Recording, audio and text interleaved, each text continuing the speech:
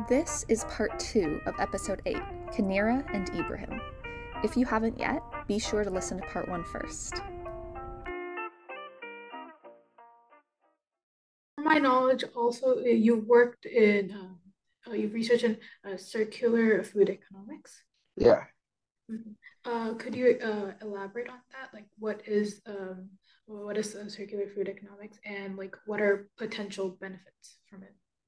Okay. So the circular food economy is also related to decarbonization. So why decarbonization? The emphasis of decarbonization is to cut emission from production activities. So the circular food economy, on the other hand, is basically interested in reutilizing waste. So whatever waste that will go to the dump site should go into another production process. So let's say organic waste from household, instead of just going to landfill, they should go to composting facility, and this will be processed into a form of manure or soil amendment and will be used for food production. And when we look at the trend in terms of where people live, a lot of people are moving more into the urban centers. And as more people move to the urban centers, then it means the waste generated from urban centers will increase in terms of total quantity.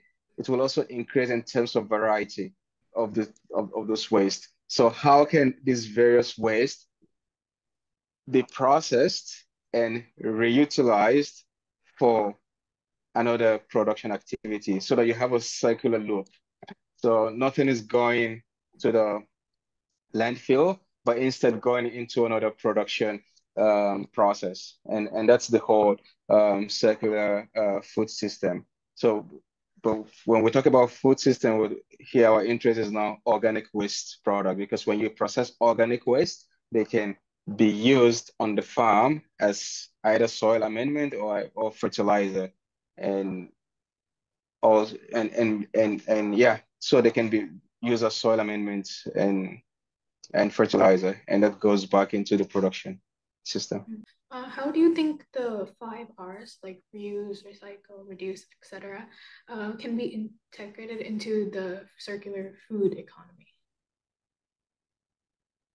Okay, how can the 5 Rs be integrated into the circular food economy? Yeah, when you look at it, the main thing for the circular food economy is to repurpose organic waste. So I think from the level of at Guelph, for example, there's already an emphasis on sorting waste, so that what's been collected is known. So that's one, and there are composting facilities within Guelph. Um, so so the way it can be incorporated is one at the collection point, the the waste is correctly collected. That's one. Secondly, after there should be a processing facility. So that's also important. But and and at the point of use, there should be adequate information which will guide application of those waste when they're processed. Because part of the work I'm doing is basically to to see how um, different waste, how recommendations can be generated for different waste type. So let's say if you have a waste which is from organic amendments or organic wastes that are separated at the household, and you also have, let's say, waste from production of livestock within an urban center, for example, or you have a waste generated from sewage. So this different waste, if they're processed into a soil amendment, they cannot be used in the same way. But to be able to make that recommendation, then there has to be multiple tests on the actual amount of different forms of waste that can be used for a particular kind of production. So it's one of the ways we can incorporate the 5 R's is to ensure that the knowledge which the farmers need to be able to make decision and apply repurposed waste efficiently to ensure that's available. So we need something like a decision toolbox, which every farmer can just use to plug in and use that as a basis for agronomic practices or agronomic application of repurposed waste. So that's one. Another way is to ensure that we have facilities in place that can actually um, recycle those waste or convert those waste into compost, because there's no point collecting waste at the source when you don't have a facility that can um, that can transform it into what the farmer needs. So there's also need to have those facilities that can transform waste into compost. And I think that was a particular issue in Guelph. I think it was sometime last year when the composting facility broke down, and even all the waste that have been sorted from household had to end up in landfills, which was defeating the whole purpose. So there needs to be more facility that can handle waste generated. And yeah, that's how I think we can incorporate some of those techniques. Do you Okay. think that circular food economy can facilitate rural development? Okay, do I think the circular economy can facilitate rural development? Yes. Yes. And and that's because the whole circular economy, um, when we look at the emphasis of circular economy, mostly it's like the urban centers. But at the same time, we know the urban centers is connected to the rural uh it's connected to the rural landscape. So let's say in a place like Ontario, for example, or let's say in Guelph, like if we look at what's happening in the urban centers, basically what's the kind of production that happens is like controlled environment production and vegetable production. But the rural area still basically takes care of they take care of production of field crops and other things like that. But there's the increasing need to efficiently transport goods from rural to urban. So the supply chain isn't efficient enough, and and I think in the process of trying to make the supply chain more integrated and more efficient, that will require having infrastructures in place, even within rural center. And one of the things that really holds back the rural development is access to internet, for example. So there's no enough access to internet in rural areas. And I think if we're trying to make our supply chains more efficient, then we really need to look at things like that. And by putting in place more connectivity, then um,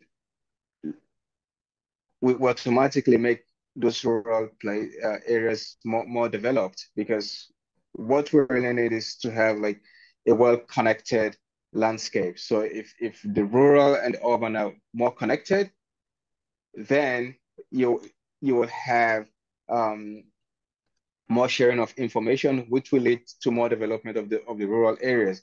And the way you can have that is to have infrastructures like adequate internet that can facilitate whatever yeah, that can facilitate whatever development is intended. So and one way to do that is to ensure that the supply chain is well integrated.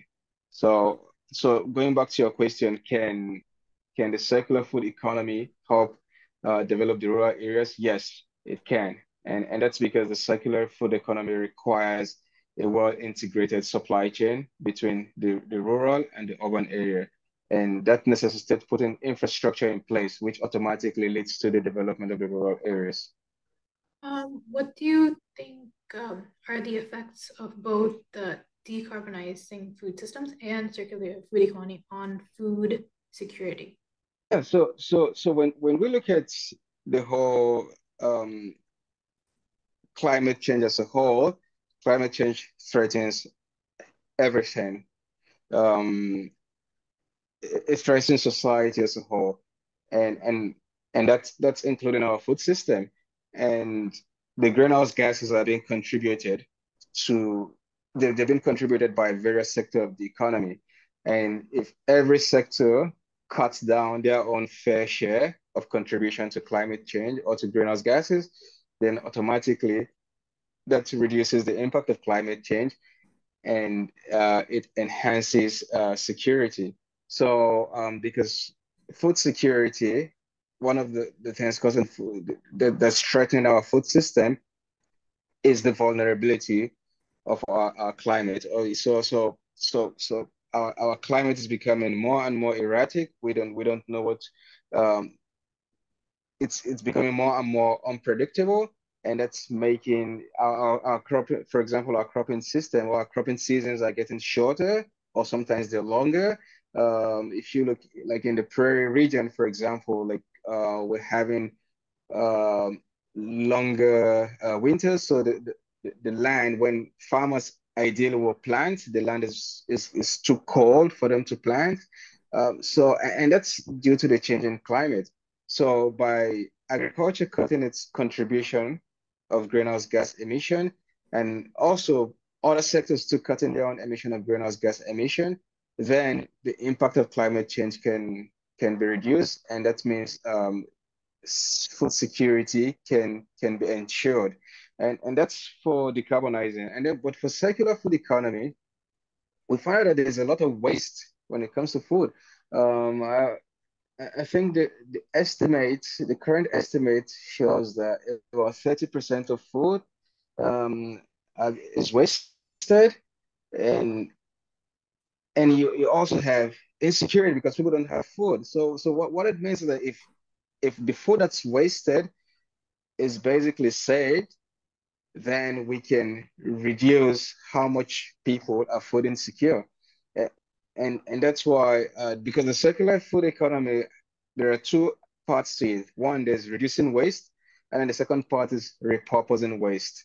So if we can reduce the food that's wasted, it means we can provide food for more people, and by doing so, reduce food insecurity. And secondly, if we can repurpose waste, then it means the input which goes into food production, like fertilizer, for example, which we know it's in short supply, especially like the sources of phosphorus fertilizer, for example, in the world is is limited. And there's even an estimate as to when the world might run out of phosphorus. And what's going to happen if you don't have phosphorus? I mean, you cannot grow crops. So if you can, or if we can reuse waste, uh, and yeah, convert our waste to compost, which can serve as fertilizer for food production, it means we can reduce our reliance on fertilizer, and that means we can increase food security or reduce food insecurity. So the two ways which those, those efforts of decarbonization and circular food economy can reduce food insecurity, decarbonization by reducing the impact of climate change, while the circular food economy by reducing waste and reducing reliance on fertilizer. For any youth that would that are interested in pursuing environmental sciences, what advice would you share with them? So environmental science is broad, and there are many facets to it. And so the first thing is to be interested in the environment. So that's very key.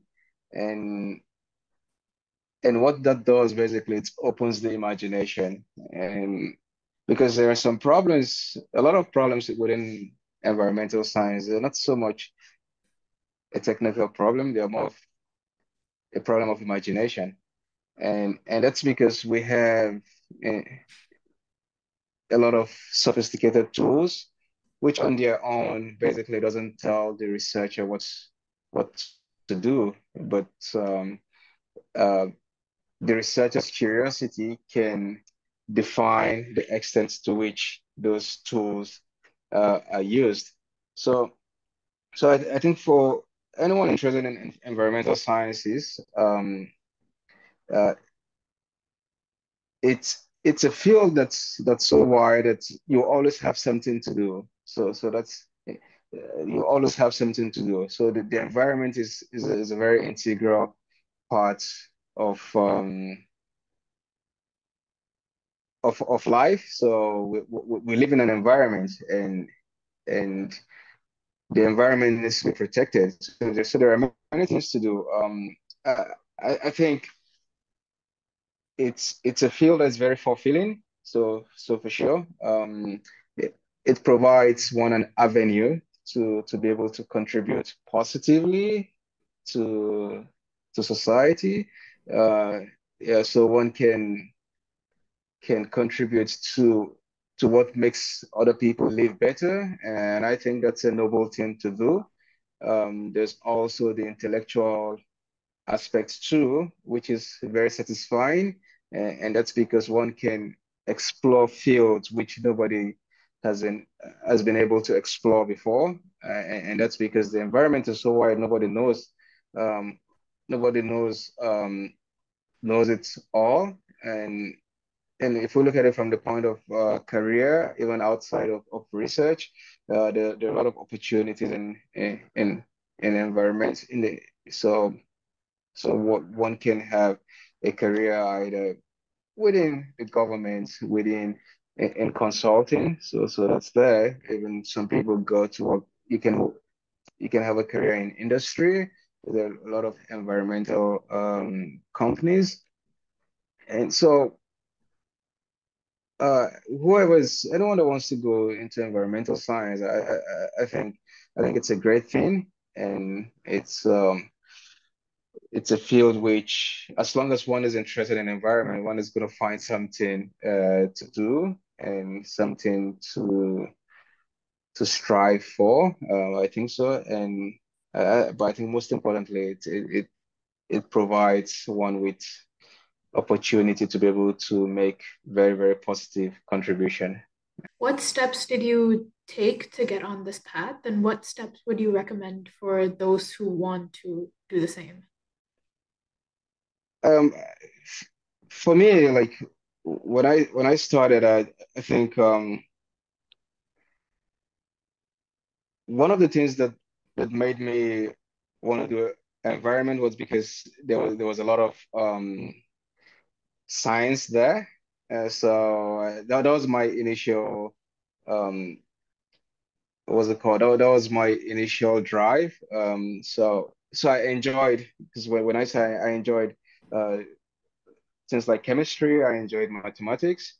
So that was what got my path started. And but as I went on, I basically did like a master's, and I did my master's in soil science, and that's opened me to an entirely uh, different field of study, which um, there's so many things I didn't know you could actually study soils, and that's prompted me to do a PhD. Um, so I wouldn't say I knew everything, but I think along the way I found it very interesting, and I found the questions which were there to be answered very interesting. Um, so like different people take different paths, and uh, but I just think one needs to be very open as to what they enjoy. I think it's important along the way for anybody to enjoy the process and keep an open mind, because we never really know if where any path is leading. And I wish I'll be able to give an advice to anyone that wants to take the path, but I just think whoever is looking in this direction should keep their minds open and be curious.